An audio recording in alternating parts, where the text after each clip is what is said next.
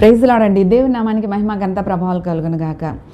ఎప్పుడు కూడా ప్రార్థన అయిన తర్వాత మనం ఒకటి చెప్పుకుంటాం కదండి, ఎక్కడైనా కానీ, ఇక్కడ తమిళనాడులో కూడా చెప్తారు, అక్కడ కూడా మనకి చెప్తారు, నా ప్రాణమా యెహోవాను సన్నతించుము, నా అంతరంగంలోనున్న సమస్తమా. బా ఎంత బాగుంది కదండి.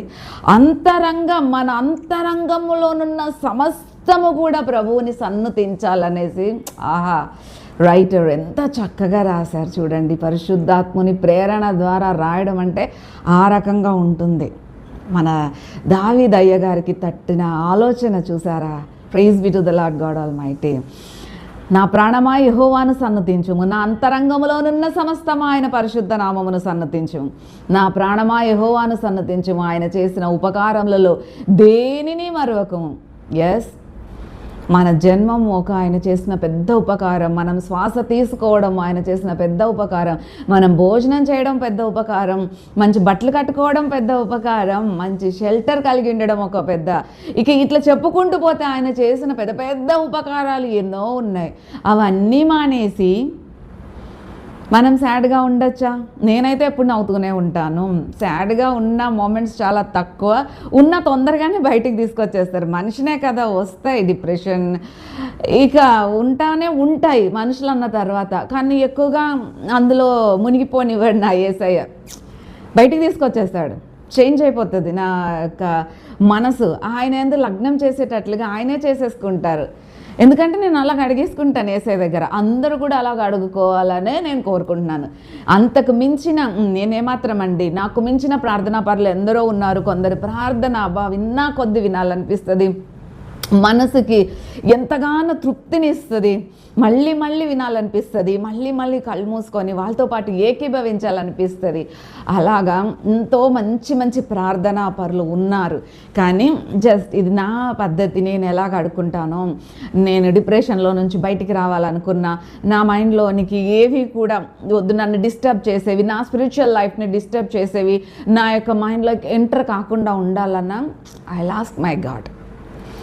సో ఆయన నేను అడిగిన దానికంటే ఎక్కువగానే ఇచ్చి ఆయన తృప్తిపరుస్తున్నారు. ఒకటి కాదు, రెండు కాదు, లెక్కకు మించి ఉంటాయి. ఆలోచించి చూడండి, మనల్ని ఎన్ని రకాలుగా ఎన్నెన్ని పరిస్థితుల్లో నుంచి, ప్రకృతి వైపరీత్యంలో నుంచి కాపాడుతున్నారు, అనేక ప్రమాదంలో నుంచి కాపాడుతున్నారు, ఏ కీడు సంభవించకుండా మనకి క్షేమాన్ని ఇస్తున్నారు. ఏ తెగులు నీ గుడారమును సమీపించదంటున్న దేవుడు మనందరికీ క్షేమం ఇస్తున్నారు.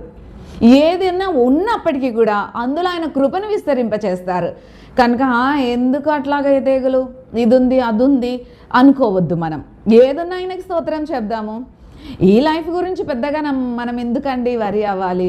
మనం వద్దనుకునే ఒక్కొక్కసారి వచ్చి పడ్డా కానీ మనం నిలబడదాం, ఎదురీదుదాం సమస్యలకి, విజయం మనదే అవుతుంది.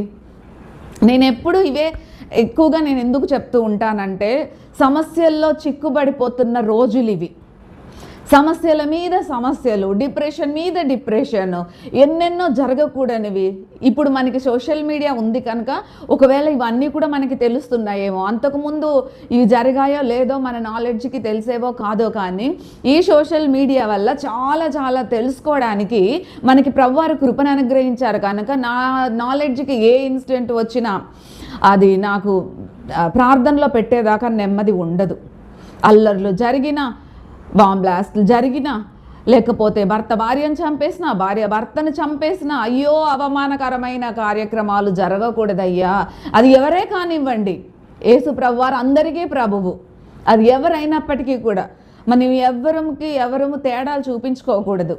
అందరూ ఒకటే ప్రభు దృష్టిలో. మనం ఆకర్షితులు అయ్యాము తెలుసుకొని, దేవుడు ప్రతి ఒక్కరిని ఆయన సమయంలో అందరినీ ఆకర్షించుకుంటాడు. కానీ ఆయన ప్రతి మనిషిని ప్రేమిస్తున్నాడు, ప్రతి మనిషికి వారి క్రియల చొప్పున న్యాయమే చేస్తాడు. అది మాత్రం నేను నమ్ముతున్నాను. మన మంచి కార్యాలే మనకి బ్లెస్సింగ్ అయిపోతాయి. మనము చెడు చేసామా, చెడుకు తగిన ప్రతిఫలం అనుభవింపక తప్పదు. కనుక మనం మంచి మాట్లాడే వారంగా ఉండాలి, మంచి చేసే వారంగా ఉండాలని నేను ప్రతిసారి హెచ్చరిస్తూనే ఉన్నాను. ఎప్పుడు ఎవరికి ఎలాంటి చెడ్డ ప్రేరేపణలు కలుగుతున్నాయో తెలియని రోజుల్లో ఉన్నాం మనము. కనుకనే ఆయనను తలుచుకొని, ఆయన చేసిన ఉపకారాలు తలుచుకొని, ఆయన నీతి మార్గాన్ని అనుసరించి అలా ముందుకు నడుచుకుంటూ వెళ్ళిపోతే మనకి అసమాధాన కార్యాలు ఏమి జరగవండి. అసమాధానమైన పరిస్థితులు మనకి సంభవించవు. మన మాట మృదువుగా ఉండి మన ప్రవర్తన ప్రభువుకి అంగీకారంగా ఉన్నప్పుడు మనకి కలిగిన సమస్య కీడుల నుంచి విడిపించగల సమర్థుడు ఆయన. మీరు అనొచ్చు, మీరు చాలా సేఫ్గా ఉండుంటారు, మీకేమీ అలాంటివి జరిగి ఉండవు, కష్ట నష్టాలు, అందుకే మీరు చాలా హ్యాపీగా చెప్తున్నారని కాదు. నేను కూడా మనిషినే కదా, ఎన్నెన్నో దాటుకొని రావడం జరిగింది. అయినా కానీ మరి కష్ట నష్టాలకి ఎదురీదే కృపనిచ్చాడు కనుక దేవుడు, నేను ఎదురీదగలిగాను కనుక మీకు కూడా ధైర్యపరుస్తున్నాను. డిప్రెషన్ అయిన రోజులు ఉన్నాయి, డిస్కరేజ్ అయిన రోజులు ఉన్నాయి, సాడ్గా ఉన్న రోజులు ఉన్నాయి. వాటన్నిటి నుంచి విడిపించి ఎప్పుడు కూడా నవ్వుతూ ఉండే రోజుల్లో నన్ను ప్రభువారు పెట్టేశారు. ఇప్పుడు లేవా అంటే ఉంటాయి, మనిషి అన్నాక మనము మనతో పాటు అన్నీ ఉంటూనే ఉంటాయి. ఒక్కొక్క అప్స్ అండ్ డౌన్స్ ఎట్లా చెప్పాలి, ఒక్కొక్కసారి సంతోషమైన పరిస్థితులు, ఒక్కొక్కసారి దుఃఖకరమైన పరిస్థితులు రకరకాలుగా ఉంటాయి. ఇంట్లో వాళ్ళతోనే ఉండొచ్చు, బయట వాళ్ళతో ఉండొచ్చు, మన చుట్టూ ఉన్న జనంతో, ఎక్కడ పడితే అక్కడ ఎవరితో పడితే వాళ్ళతోటి ప్రాబ్లమ్స్ ఉంటూనే ఉంటాయి. వరి అవ్వద్దు, నీ భారమంతా నాపై వేసే అంటున్నారు కదా. మనం కొద్ది కొద్దిగా పెట్టుకొని చింతించే కంటే ఆయన మీద వేసేసి నిశ్చింతగా ఉందాము. అడగండి, తప్పకుండా ఆయన కృపను విస్తరింపచేస్తారు. ఆశ ఉందా, ప్రభా ఆయురారోగ్యాలు ఇవ్వండి అయ్యా, అదే పెద్ద ఆస్తి నాకు, నా ఆయుష్ని పెంచండి తండ్రి, నిండు నూరేళ్ళ ఆయుష్తో ఆశీర్వదింపబడి నా పిల్లల అభివృద్ధిని నేను చూడాలి, నా పిల్లలు ఆత్మీయ పిల్లలు, శారీరకమైన పిల్లలు అందరూ వర్ధిల్లడం నేను చూసి ఆనందించి నేను సంతోషంగా సమాధానంగా ప్రభా తిరుగుతూ నీ పరిచర్య చేస్తేనే నీ అందు నిద్రించాలి. ప్రార్థన చేసుకోండి, తప్పేం లేదు. అలా చక్కగా ప్రభు పరిచర్య చేస్తూ నిద్రించిన వాళ్ళు ఎంతో మంది ఉన్నారు. అందులో మా తండ్రి గారు కూడా ఉన్నారు. చక్కగా ప్రభు పరిచర్య చేస్తూ ప్రభు వాక్యం ప్రసంగించి వచ్చి అన్ఎక్స్పెక్టెడ్గా ఆయన పిలుపుకి లోబడి ఆయన వెళ్ళిపోయారు. అలాగనే ప్రతి ఒక్కరి విషయంలో కూడా సాధ్యమవుతుందండి. అన్నీ కూడా ఈ రోజున ఆర్థిక ఇబ్బందులతో సతమతం అవుతున్నప్పటికీ కూడా ఆయన విడిపించగల సమర్థుడు. కొంచెం నిలబడండి, ఆత్మహత్యలకి పోవద్దు, తప్పుడు నిర్ణయాలు తీసుకోవద్దు, కొంచెం వేచి ఉండండి. ప్రభువారు ఏదో రకంగా చేస్తారు ఒక అద్భుతం.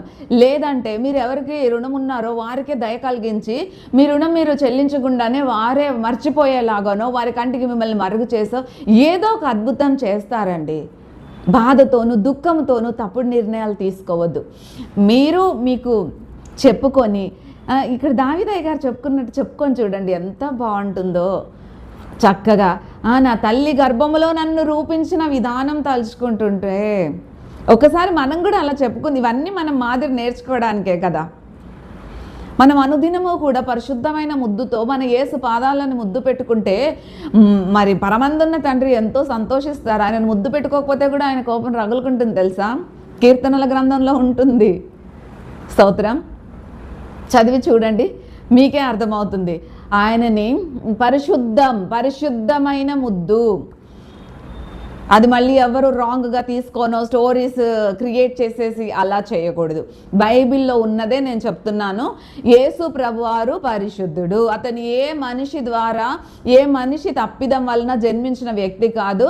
ఆయన జన్మమే ఒక ప్రత్యేకం. పరిశుద్ధాత్ముని ద్వారా గర్భమును ధరించిన కన్య మరియకు పుట్టినటువంటి అతి పరిశుద్ధుడు ఆయన ఉన్నాడండి. భూమికి పునాదులు వేయక మునుపే ఆయన ఆల్ఫా ఓమేగా మనలాంటి వారికి మాదిరిని చూపించడానికి అహరోను క్రమం మనల్ని సెట్ చేసేటట్లుగా ప్రభువారికి కనిపించట్లేదు కనుక మరి మన అద్వితీయుడైనటువంటి మన పరమ తండ్రి ఒక్కగానొక్క కుమారుణ్ణి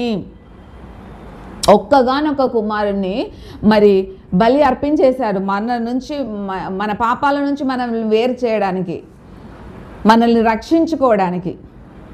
కనుక ఆయన జన్మం పరిశుద్ధమైన జన్మం. దానికి వ్యతిరేకంగా ఎవరు ఏది మాట్లాడినా వారి దేవుడికి లెక్కప్ప చెప్పించుకుంటారు. ఆర్గ్యుమెంట్స్కి పోవద్దు.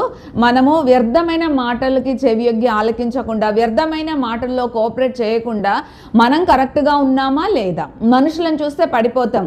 మాయ మాటలు చెప్పే పాస్టర్లు ఉన్నారు, ఎవాంజలిస్ట్స్ ఉన్నారు, అందరూ ఉన్నారు. మాయ చేసేవాళ్ళు, వేషధారణ కలిగిన వాళ్ళు, ఇటివారి గురించి మంచి వాళ్ళకు కూడా ఒక రిమార్క్ అనేది వచ్చేస్తుంది. నీతిగా జీవించే వాళ్ళు కూడా ఉన్నారు. సరే, నీతిగా జీవించే వాళ్ళని కూడా సస్పెక్ట్ చేసే హార్ట్ ఒకవేళ మనకుందా? ఎందుకంటే అలాంటి వాళ్ళందరినీ నెగటివ్ ఇట్లాగా పాస్టర్ అమ్మలనో చూసేసి మనకు అలాగా ఒక నెగటివ్ థింకింగ్ వచ్చేసిందా? యేసు ప్రభువుని చూడమని నేను హెచ్చరిస్తున్నా. మనుషులను చూస్తే పడిపోక తప్పదు, వారు బోధిస్తారే కానీ వారు అట్లా చెయ్యరు అనేసి బైబిల్లోనే ఉంది కదా. కనుక నో నీడ్ టు వరీ. దేవాతి దేవుణ్ణి చూస్తే, అతి పరిశుద్ధుడైనటువంటి యేసు ప్రభు వారి లైఫ్ స్టైల్ చూస్తే మనం పడిపోము.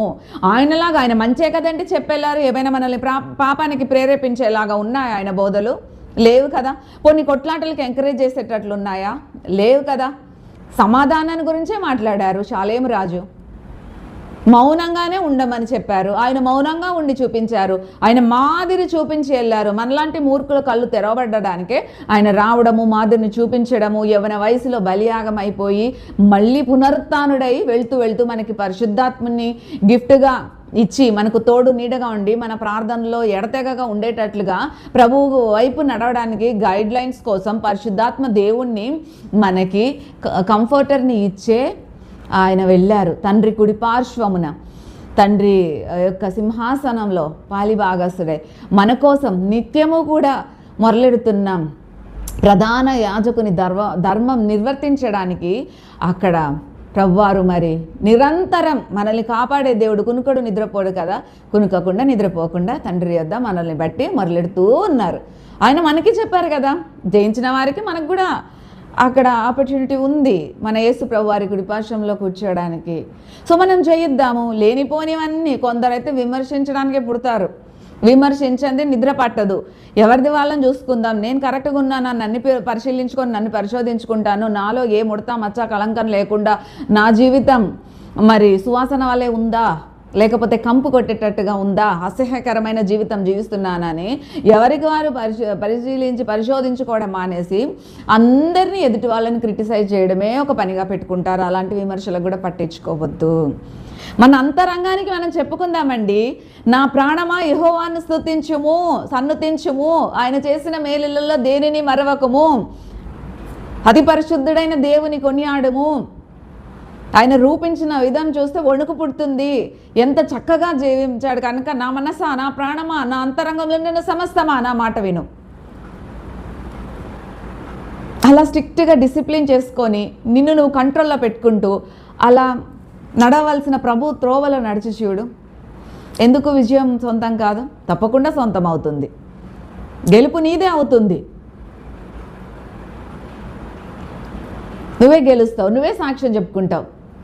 అలాగే నేను కూడా ఏదో చెప్పేస్తున్నానని నేను ఉత్తమురాలని అని అయితే కాదండి. మీ అందరికంటే కూడా నేను మరి ఎంతో ఎంతో తగ్గించుకుంటున్నాను. నాలో నచ్చనివి ప్రభువారి దగ్గర మరి ఎన్ని ఉన్నాయో ఆయన లిస్ట్ అవుట్ చేస్తే అవి నేను అడుగుతూనే ఉంటాను. దినము కూడా నన్ను కడిగి కడిగి కడిగి శుద్ధీకరించు ప్రభువా, నీకు నచ్చనివి ఉంచొద్దు తండ్రి, వేర్లతో తీసవతల పారేయండి, పూర్తిగా నీతోటే నిండిపోయి ఉండాలి నా హృదయం అని నా ప్రభువారి సన్నిధిలో అడుగుతూనే ఉంటాను. కనుక ఇలా చెప్పుకొని చూద్దామండి, లైఫ్ చాలా హ్యాపీగా వెళ్ళిపోతుంది. నా ప్రాణమా యెహోవాను సన్నతించు, నా అంతరంగంలో నిన్న సమస్తమైన పరిశుద్ధ నామమును సన్నతించుము. నా ప్రాణమా యెహోవాను సన్నతించుము, ఆయన చేసిన ఉపకారములలో దేనిని మరవకము. మరువనేసయ్య, మీరు కూడా మరవకండి.